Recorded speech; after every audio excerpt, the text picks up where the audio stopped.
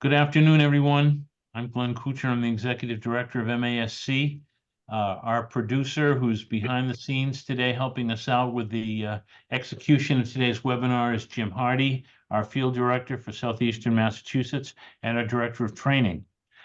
I want to get the ball rolling here because we have a lot of content to present to you, and we have a lot of resources that you'll be able to access. Our chair of our MASC Legislative Committee, Jason Fraser, who's also our president-elect and a school committee member, will be doing the explanations of the bills, and then I'll talk a little bit at the end about advocacy. So without any further delay, Jason, I'm handing the electronic microphone to you. Thank you, Glenn. I appreciate the introduction. And if you want to get the slideshow up and started, like you said, we have a lot of content to get through. It's nice to see all the familiar names on the guest list today. I know many of you could sit in this same chair and probably give as much valuable information as I'm going to try and share with you today. But to make sure that we all have similar information and similar resources to draw from to help support public education in Massachusetts, I'm glad that you've all joined today so we can hear the message that MASC is trying to convey to our legislators as they move through the budget season. As many of you know, in Massachusetts politics, we have a 2-year-long budgetary and legislative cycle. Some people get confused when they see the governor's budget come out because it's called House 1 or House 2. And this year, House 2 was put out by Governor Healy, and it was a stark contrast to some of the investments and the amounts of increases we saw from House 1 last year.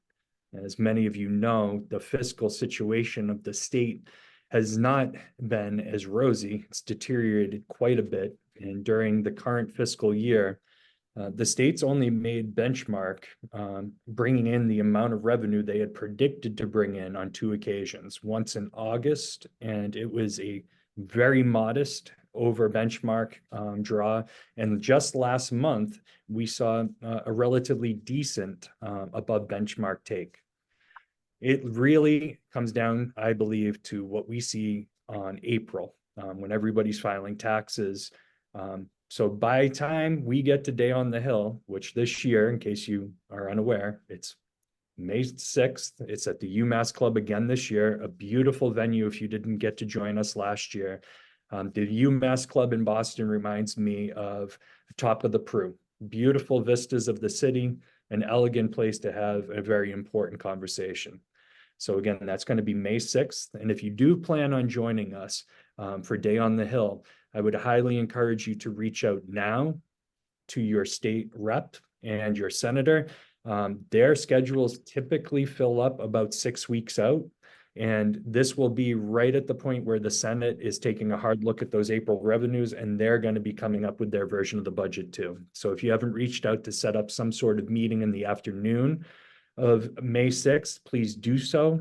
And please use the wonderful luncheon supplied by Massachusetts Vocational Technical Schools as a draw to get them to come out of their office, have their staff members come down, break bread, enjoy a few moments of levity together before we get to business.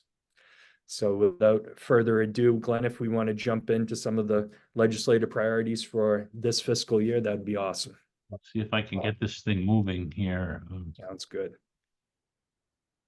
All right. So obviously, as an organization that represents the school committee members of Massachusetts, and just as a reminder, we are the largest organization of elected officials in the state. We have roughly 2,500 members or so. And we have grassroots touching points. We're day-to-day, face-to-face with constituents in our home district working on issues and priorities that they bring to our plate. This makes us an invaluable resource, by the way, when we talk to members of the House and the Senate up on Beacon Hill, who are spending a lot of the time in chambers deliberating some of this legislation and these budgetary matters. We can bring the stories right back from home district and their constituents to them. But we want to make sure that school committees retain that local authority over the budget, over curriculum choices in the classroom, and the hiring and firing and evaluation of our superintendents. And MASC fights to maintain those rights of the school committees consistently. We are working as an organization to help end statewide receivership in Massachusetts. Currently, there are 3 schools in state receivership, and Holyoke has recently gotten some really good news. I'm going to defer to Mildred on Day on the Hill to share that further, but they are starting to emerge from state receivership, and hopefully we can assist the other 2 school districts in making those same strides back towards local control and local authority over their schools and their students' futures. Ready when you are, Glenn.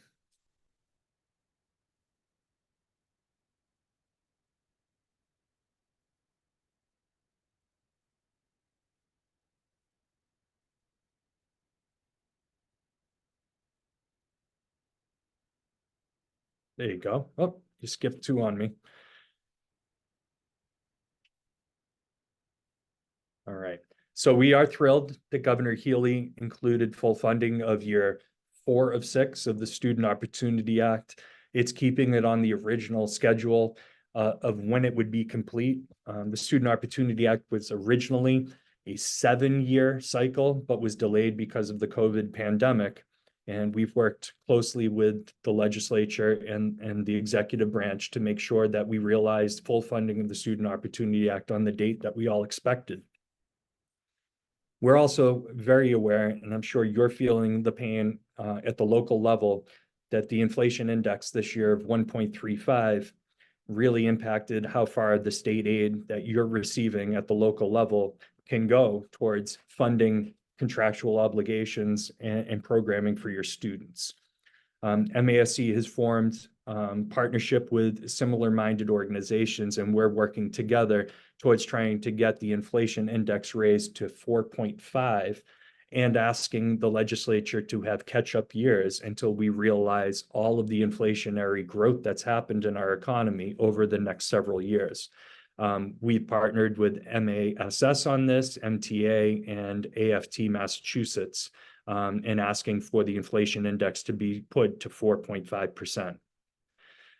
Was a little disappointed, I have to be quite honest with you, to see the rural schools funding go from $15 million, which was in House 2, Governor Healy's version of the budget, go down to $7.5 million. We saw a backtracking on rural school aid, which is one of the top priorities for MASC this year. And we were hoping this would be the last year, but until we see the full funding as recommended and how we keep our rural schools functioning well for the students who attend them, and seeing the $60 million threshold reached, we will continue to keep this as a priority for MASC. Many of our members have already reached out to members of the House to file amendments to get the ask back up to 15 million, where Governor Healy was, and some have asked for the 60 million, which was covered in the Legislative Special Committee's report on the fiscal health of our rural schools. So bringing up amendments, if you have amendments you would like to share with your House members, the next 2 weeks is the time you really want to make contact, and the sooner the better, so they can try and potentially get some support for their amendment with other House members. They were supposed to start taking up debate of the vote in the House on the 22nd of April, but since that's the beginning of Passover, it's been delayed to the 24th of April. So again, if you have amendments you'd like to see filed on behalf of your schools and your students, reach out to your reps now. This is the best time to do it. MASC would like to see full funding of regional transportation. Many of our regional districts in Massachusetts are actually seeing a net negative state aid year over year because of the diminished support of regional transportation. Again, I know not every single district in Massachusetts receives regional transportation funds, but this was the carrot that was dangled in front of many schools back in the 70s to get them to regionalize in the first place. And having a backtrack on the funding of that can substantially hinder a school's ability to have a predictable and stable financial situation that they bring back to their towns. We're also looking for full funding of charter school mitigation from the legislature. And as brought up by the Resolutions Committee and then the Delegate Assembly back in November in Hyannis, we have voted as a membership to fully support METCO's call for stable and full funding. That would be $33 million for this year. Currently in House 2 and in the Ways and Means proposals, we're seeing it only funded at $29.5 million. So we're looking for $3.5 million to be added to METCO's budget line. They're facing the same inflationary pressures that we all are as well. And again, as we discovered back down in the Cape at the Delegate Assembly, METCO every year has to start from ground zero in fighting for every dollar they have for their organization. And MASC is fully committed to supporting and partnering with METCO to make sure that they have stable and predictable funding year in and year out. One of the great wins from the House Ways and Means Committee proposal was the establishment of the per pupil minimum increment we've been asking for several years of $100 was actually met and surpassed. They've included $104 of a per pupil minimum increment in their proposal to the House. Now, MASC has called for the $100 mark to be the minimum every single year that we can count on for our districts for growth in that line. But $104 is by far a historic watershed moment, the highest amount we've ever seen for a per pupil minimum increment. I'm very pleased and thankful to the House Ways and Means Committee for making that adjustment. And as many of you have felt, we definitely need to examine how the foundation budget is affecting our local districts. The Student Opportunity Act, which was something that MASC fully supported, it was voted unanimously by both chambers of our legislature and signed into law by a Republican governor. It has had amazing boons to the districts who received those dollars, but it has also had some adverse effect on other districts across the state.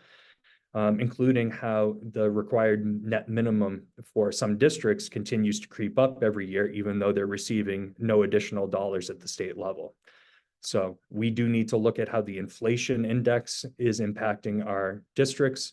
So we really need to take a deep dive back at the Chapter 70 formula again. And if you were with us the last few times we did deep dives, this is not going to be something that happens quickly, but it's going to be something that we lean into deliberately to really take into account as many of the factors as we can and acknowledge the fact that we might find some unintended consequences from that action and have to come back to the drawing board again. There is no end point for looking at any of the items we've talked about today.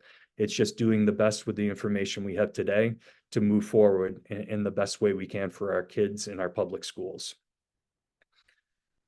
Excuse me. So what we would also like to look at is obviously how special ed's being funded, but I'll bring that up at a later point in this presentation. So Glenn, you can go on to the next slide if that's all right.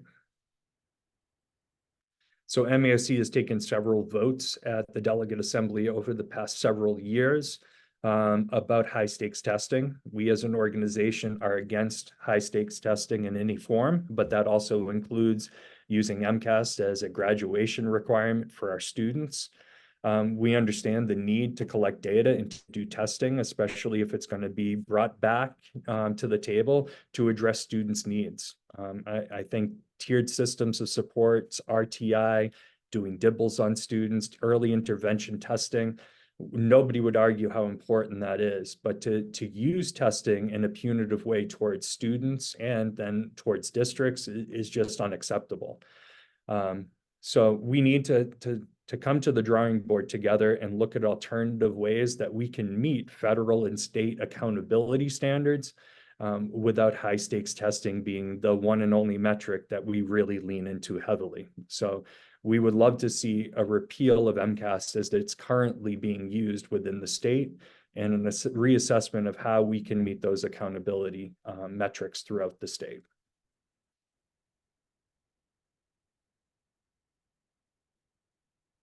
And coming back to our rural schools, just to do a little history here, the Foundation Budget Review Commission led to the Student Opportunity Act. And in the Student Opportunity Act, there was language for a commission to study the fiscal health of rural schools. That commission then put out its findings, and here we are now with several items from the State Legislative Special Committee of items that would help those schools function to the best of their ability for the students who called those districts home.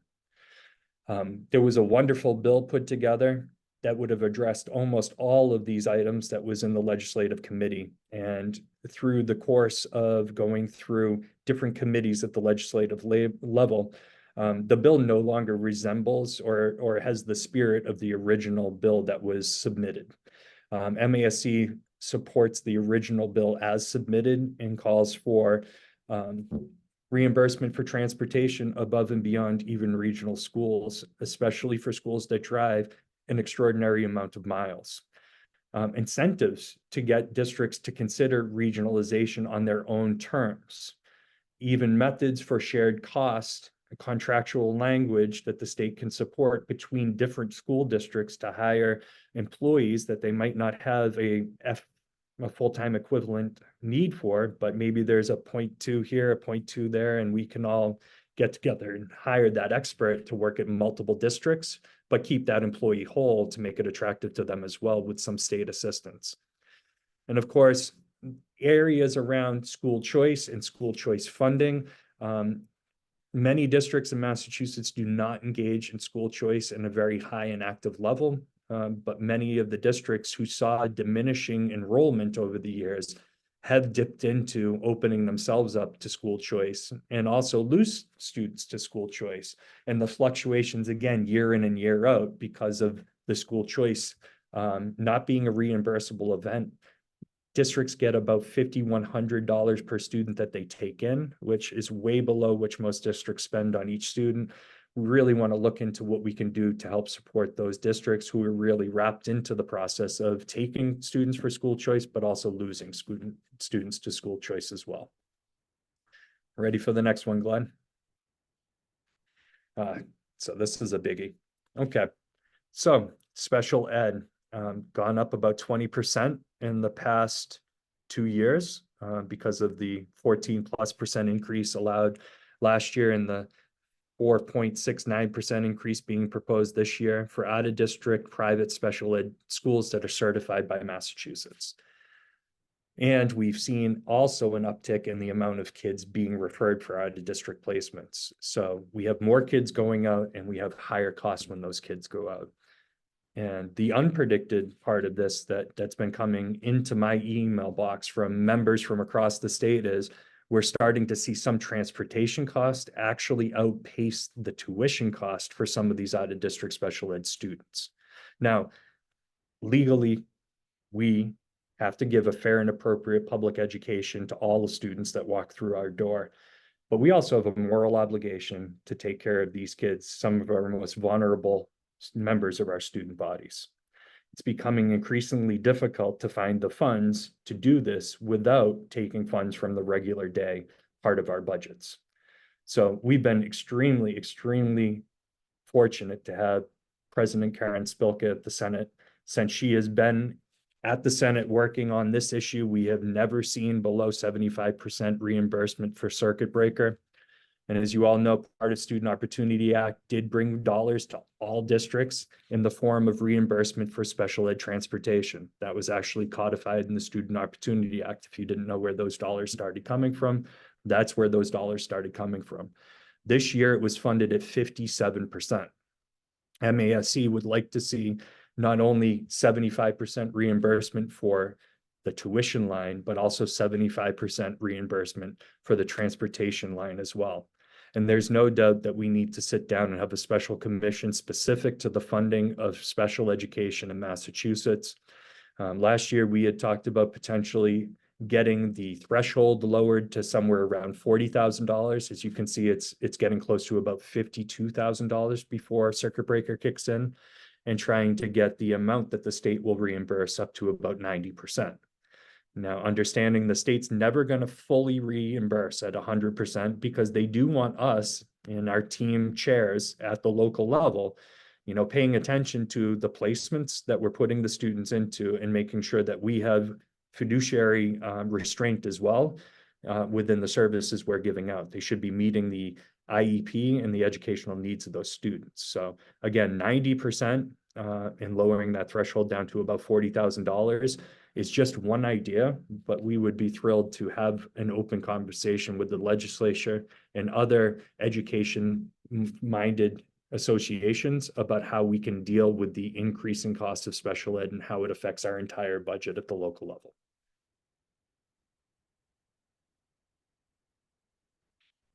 So one of the items MASC has leaned into, we actually filed legislation through Kathy Lenatra, and one of the items that we filed was to increase the current special ed reserve fund from 2% currently of net school spending up to 5% of net school spending.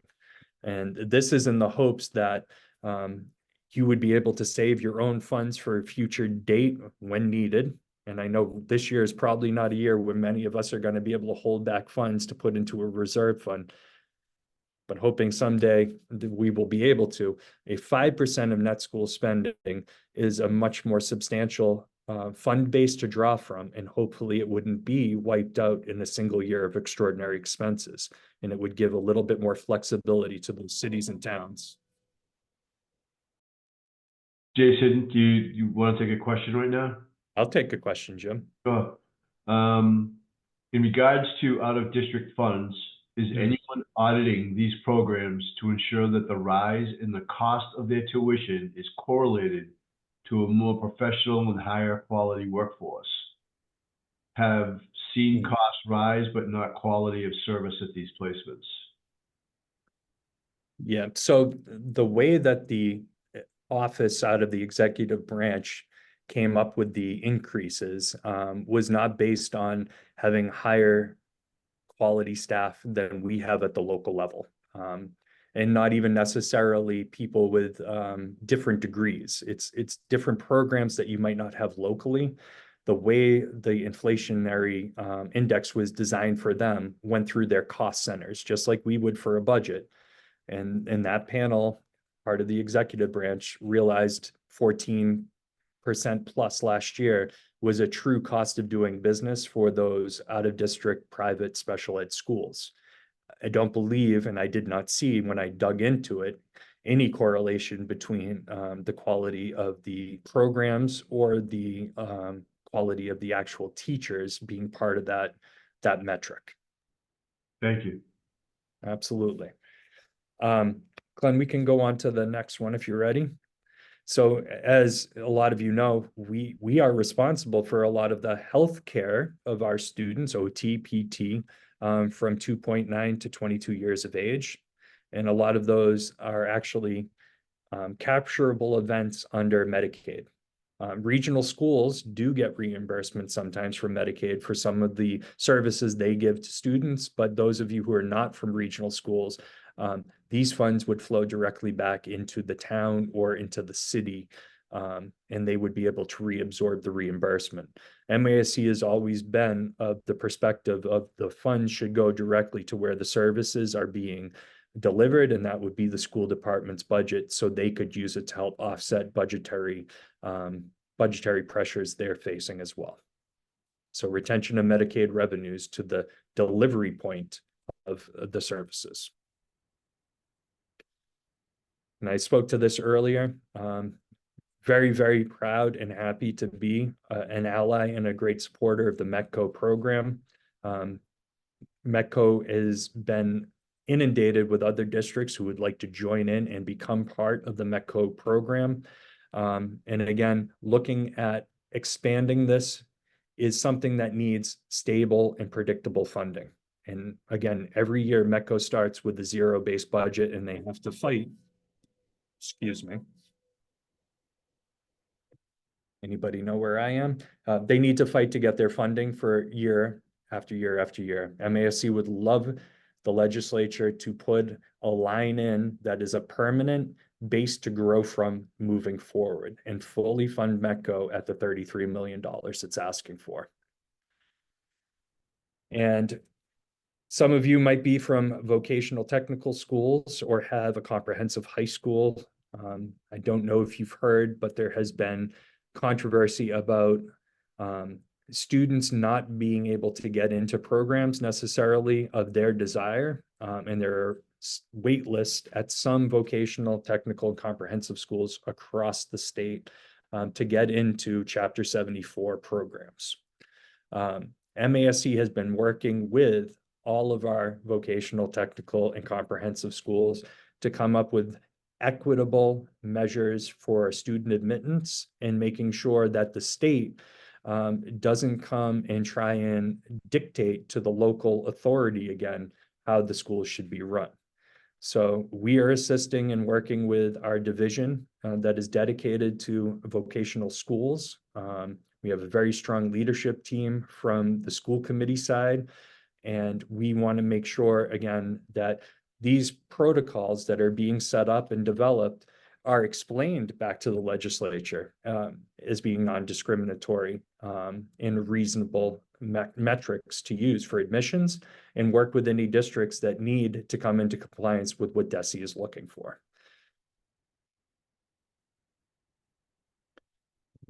MASC has worked very closely with NSBA, the National School Board Association, and their various councils. And they have a council specifically to Indigenous peoples of the United States. And we have several recognized tribes here in the Commonwealth. And school committees located within traditional tribal lands have been trying to collaborate and work together to make sure that the heritage and the culture of the Native peoples of those lands is recognized and part of the curriculum within their school districts. But this also comes to the point where we're talking about Native American mascots and whether or not the tribes are being consulted before mascots are chosen. And is it just a mascot for the sake of a mascot, or is it a mascot that the Native tribes have approved of and also brings further representation into the schools via curriculum and opportunities for the students to learn? So MASC does support legislation that would require districts to work with local tribes in order to have mascots of Indigenous peoples. So we had some major upticks in the use of digital learning platforms over the past 5 years. And COVID was absolutely one of those times. But we're also talking about MCAS data and some of the surveys that are being given out to students across the state, either at the state level or at the local level. And we as an organization have really been leaning into student privacy rights and disaggregation of data and where that data is being shared with. We don't want any of our students be given surveys if we don't know every single source that this data may go out to and how it could be masked and how it could be used appropriately or inappropriately. So MASC is on top of this. When COVID broke out, a lot of school districts jumped onto online platforms that were offering free trials and realized later on the massive amount of data that was being collected on students. And we're trying to make sure that we don't make that misstep when we have the time to think and make educated decisions to protect the privacy of our students, not only in the real world, but also in the digital world as well.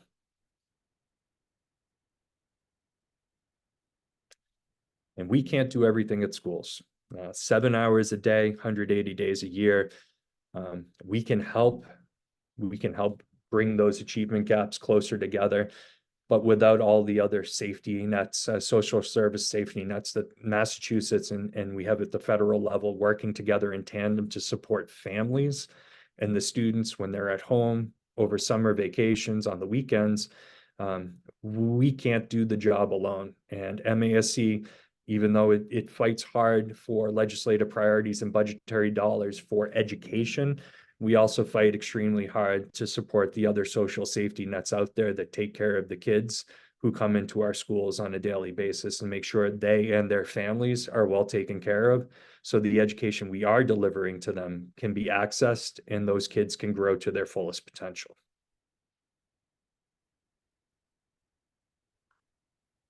So we have to stay vigilant on charter schools. There is a group in the state who would love to see a resurgence of charter schools and an expansion of charter schools. Don't think just because we had a ballot question that went the correct way, that it won't come back to the surface again or try and come at us through a different door. I know charter school tuitions and the money that's coming out of a lot of local budgets, even with the reimbursement from the state, is still a major thorn in the sides of budgets and budget season. And MASC is still looking for some element of local control over those schools. And Devin Sheehan, who is going to be the president of NSBA, gave a wonderful speech on federal priorities. And one of NSBA's federal priorities is to make sure that every single school that receives federal or public funds has to be held to the same level that our public schools are. So that would be admissions policies, services delivered to students, including students on IEPs, but also any accountability measures that we're held to at the public level, they should also be held to as well, or public funds should be held back from those institutions. So we are hitting charter schools in different ways to see how we can make them more analogous to public schools and how we can make them less of a threat to our local budgets. And the teacher shortage is real. We have actually diminished the amount of colleges and universities that have teacher preparatory programs by over 20% just in the past 10 years. As students decide they're not going to enter into the education field, colleges just can't sustain the programs, which is going to lead to a further bottleneck of this problem. 2 years ago at NSBA's Advocacy Institute, we had a think tank bring us out and said that the teacher shortage is going to be here for at least the next 10 years or so. It's very hard to get young people to decide to join the field. I have wonderful news. If you hadn't heard, Senator Markey did pass something called the PARAS Act, which is a grow your own program federally funded to help our paraprofessionals gain teacher licensure. To try and increase their wages while they're paraprofessionals so they can sustain themselves while they increase their educational base and they get licensed to become teachers. I know as a school committee member and also as a professional educator, one of the best long interviews is watching a paraprofessional come into their own and then hiring them on as a staff member. You really know what you're getting when you work day in and day out with somebody, a lot more than you do in a 45-minute interview. So MASC supports any type of metrics, any type of interventions we can to build up the teacher pool by providing incentives for people to enter into education, forgiveness of loans, and even non-traditional pathways towards teacher licensure. Also very, very conscious of the fact that students learn better when the teachers in front of them reflect their backgrounds and their cultures. So also looking for incentivizing teachers from underserved populations to rise through the ranks and become teachers and eventually become administrators and become leaders in their communities. So their students have people to look towards and look up to and become our future educators. And open meeting law, when you're doing a superintendent search, is a quagmire. Everybody wants to be involved when you're hiring the CEO for your school district, but under current open meeting law rules, you can't do those preliminary interviews with every member of the school committee who wants to be there, which is usually every single member of the school committee. So we would like the legislature to reconsider how open meeting law is being interpreted, especially for things like superintendent searches, to allow us the ability to meet in an executive session behind closed doors to hear from the pool of candidates, and also allow those candidates to be able to apply for jobs with some level of anonymity in case they haven't told their current employer what they're doing and looking for other gainful employment. So again, we would like the legislature to reconsider how open meeting law affects us, especially in terms of superintendent searches and in the early stages of that process.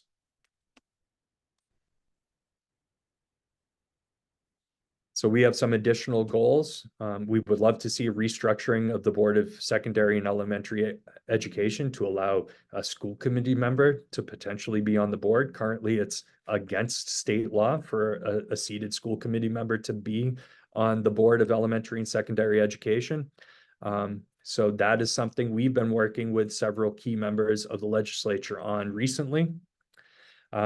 We also do support the Thrive Act and any other pieces of legislation that would bring an end to state receivership. And instead, we're looking for a system to empower those locally elected officials to increase student achievement at the local level with state supports instead of state takeovers.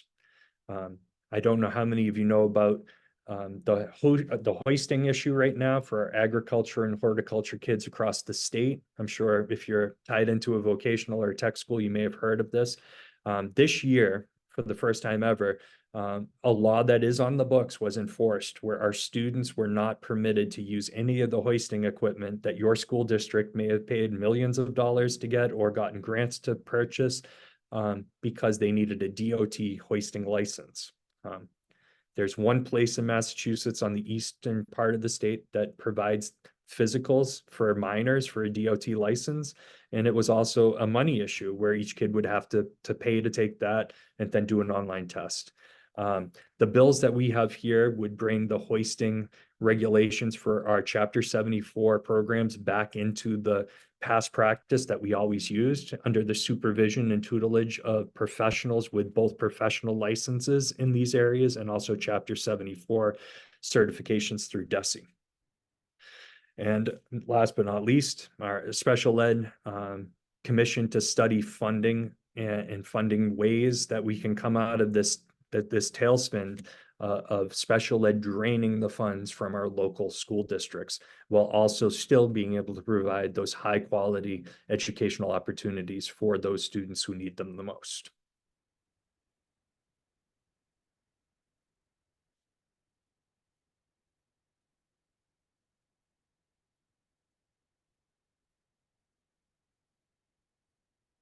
So Glenn, there's some questions that have come in.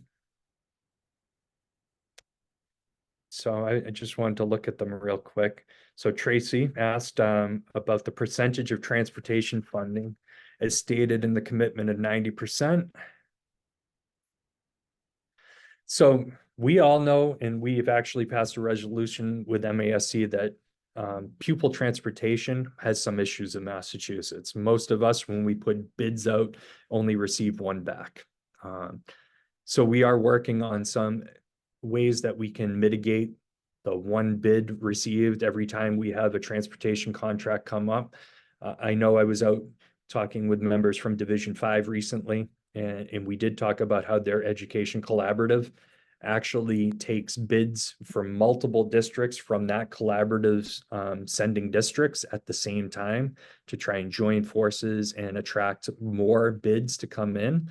So that's something we could try and replicate throughout the state. And we have asked the state to potentially audit the situation we find ourselves in. That was the language we had at the delegate assembly back in November, is to really look into, is this just because of the way the business cycle is that only one transportation vendor can exist in each district, or is this purposeful? So we're definitely looking into that in deeper ways. I think the key question there, Jason, is that we're trying to get the legislation, that we're trying to get the funding absolutely close to 100%, which is what the original law was supposed to be, but which the economy has not sustained. And we expect to be moving in that direction each year and make significant progress this year before the budget deliberation is over. Right. Okay. Thank you, Glenn. I see Kathleen talking about 37.25, about making suspensions even harder. I can tell you, Kathleen, I haven't looked at 37.25 that well. We were involved in 37 3/4. That was the bill that said that kids could only be suspended for criminal activities or violent crimes. They couldn't be suspended for things like wearing their hat and being like told to take it off 3 or 4 times. there's a direct correlation between the amount of suspensions a child has and their likelihood of becoming court involved as a minor and incarcerated as an adult.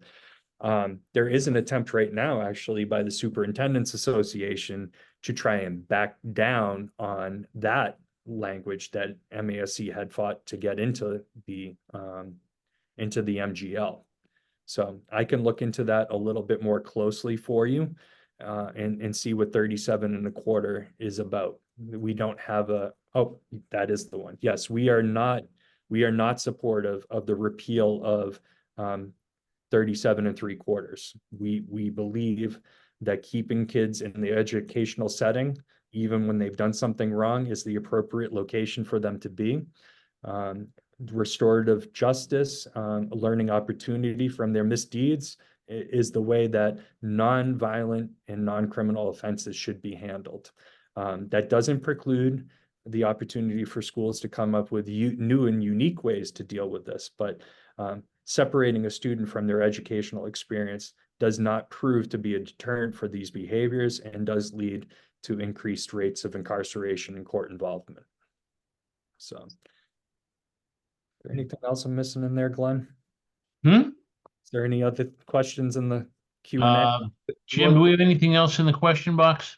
Yes, it's what action item for advocacy does MASC recommend for the retention of Medicaid revenues?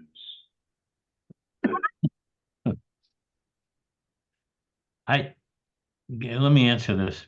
Yeah. We go to plan A on that. The key is we wanted for the schools, some of our fellow municipal organizations, the MMA in particular, Mass Municipal Association, they don't want us to have it directly. Regional school districts, however, get it directly. So in our case, I believe that the most effective form of advocacy around this issue is for those of you who know your legislators to get a few minutes of their time and make a plea for the legislative change. 40 members of the legislature started their careers politically as school committee members. They get it. School committee members are also potential candidates for the legislature in the future. So they're respected when people talk to them about their priorities. In this case, it's having a conversation. It is just what you see on the screen right now. If they know you and trust you and you give them accurate information, your legislator will be, I think, more disposed to work harder on the particular issue. And by the way, the legislators might not be aware of this particular concern. The average legislator might be accosted with any one of 300 different policy questions over the course of their week. So they need to be educated about this. Getting accurate information means explaining just how much money could go to the school district if you were to receive it, and that persistence is a good thing, provided it is persistence without obnoxiousness. The real key to being successful is respectful persistence without becoming a problem. We've got some people out there who are constantly following up on the same issues, won't change their mind, won't change the subject, and can't understand why nothing ever happens. So that's my guidance on that. Now, in terms of what are the best ways to lobby, I always use the maxim, those in the know don't really know, because it's up to the individual and the individual person being lobbied. But these are good talking points to get started. Jason, there was a follow-up question from Kathleen about the 7137.75. She agrees with the intention. However, she's interested in how unintended consequences are being handled in districts. Yeah, and I have been approached by superintendents on that matter when they realized that we were part of the initiative pushing that down the legislative pike, and finally actually saw it come into fruition. The bill was really strangely timed. It didn't take effect until a school year had already started, and it caught the Superintendent's Association unawares, and I felt really bad that I hadn't looped them in on the change. I thought it was pretty out there. So one of the unintended consequences was, so if we can't suspend a kid, then what do we do to have a logical consequence to do this restorative justice? How do we fund it, right? And that was the major issue, was a funding question. I've talked to different districts across the state, and some of the ways it's been handled is some have set up a Saturday school session, 2 or 3 hours, come in, and that takes staffing, that takes opening up the school. A lot of schools have leaned into doing an in-school suspension, but it's not just sitting there and doing homework. Again, it's working with guidance, working with adjustment counselors, working with an aide to work through the issues, to come to a resolution, some sort of apology of action type resolution. Again, not just a punitive method of punishing the student for doing the wrong, but trying to correct the behavior in an educationally appropriate manner, so we can try and help save some of these kids who might end up going down the wrong pike. So yes, definitely are some financial implications to the passage of that legislation, but there's different and unique ways to try and approach the programs that local districts can put in place to meet the intent of the law. Thank you. Changing topics a little bit, back to transportation. Are there any thoughts of updating the MASC law that requires school districts to provide transportation to parochial schools? And the comment is that this is a significant part of our transportation costs. I think that's a federal issue. And as long as the transportation is provided to students in general with federal money, everyone is entitled to it. So it's just, it's a policy of longstanding, and I think it would require a change of federal law.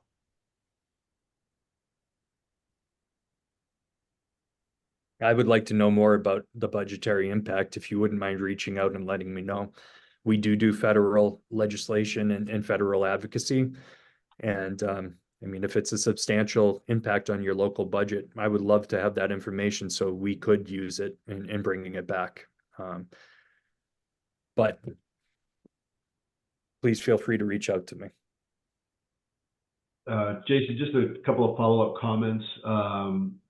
Has there been any data collected regarding the impact of the 37 H3/4 and how, what methods districts have used to implement? No, I haven't seen any data from any source on how 37 3/4 is impacting local districts from any organization at all. I do know the principal concern that superintendents had was that this would require another level of reporting and paperwork. So we have the concern about students who may be over-disciplined, and that would impair their ability to succeed in school, versus the concerns of the school administrators who are already overstressed filing reporting data with the State Department of Elementary and Secondary Education. Arguments can be made both ways here. And as somebody said, our friends, the students and their advocates, want this to happen. And our friends, the superintendents, don't. And we support our friends. It's hard to come up with the best solution. There's,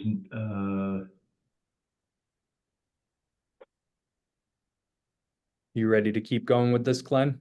We're running Sure. out of time.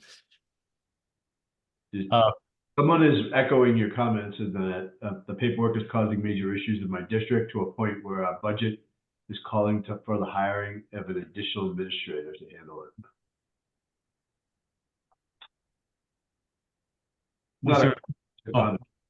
Okay.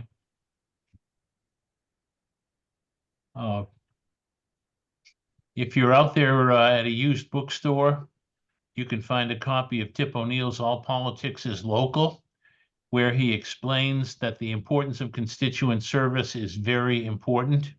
Legislators know this, school committee members know this, you're lobbied by parents, and so are they. Interestingly enough, the Speaker of the House in Vermont also wrote a book called All Politics is Personal, meaning it's very important to somebody who is likely never to forget what you did for them or did to them. Through an extraordinary coincidence, by the way, Ralph Wright grew up around the corner from Tip O'Neill. The Somerville-Cambridge line is such so that Ralph Wright actually delivered papers to Tip O'Neill's family's home, proving once again there's a Cambridge connection to everything. And I thought we were going to get one whole webinar in without a reference to Cambridge. There we go. I'm just making a reconnection here for those of you who okay, let's do. I think that this may have been. Oh, there it is right there. I'm sorry. This is the point that I just made. Having a constituent speaking directly to you with a personal message is an effective strategy. And again, I'm going to go back to that point I made in the beginning. The legislators know that you're also connected to the same voting pool that they get elected to their position by, and you have more touch points with them typically than the legislator does as well.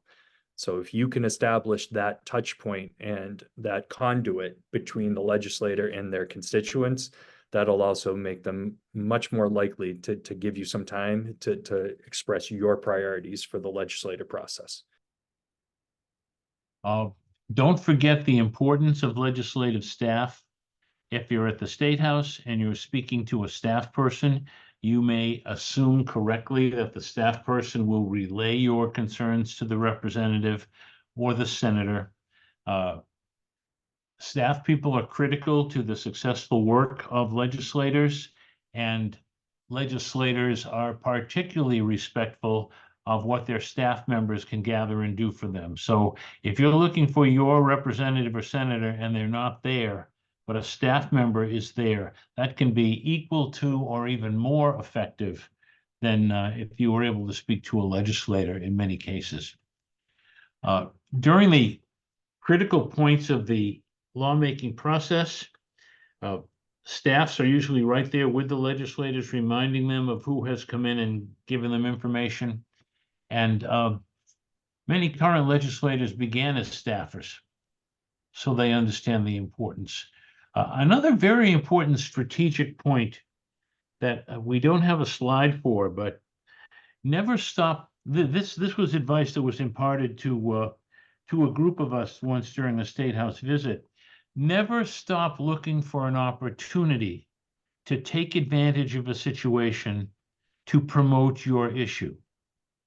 For example, something that happens in another state that might create a crisis is an opportunity for you to alert your people in Massachusetts that the public's mind is dealing with this issue.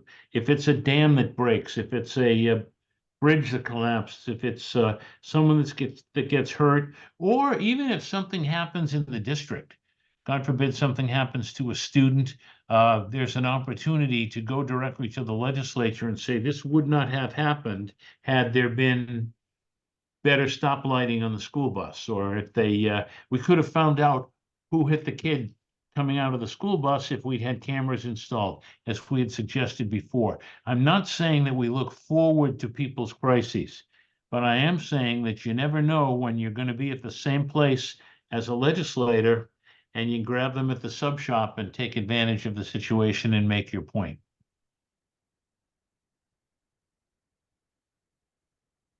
These are some, we have a great handout that we'll provide to people at Day on the Hill and is available and will be available on our website that talks about communicating with the legislators and legislative staff.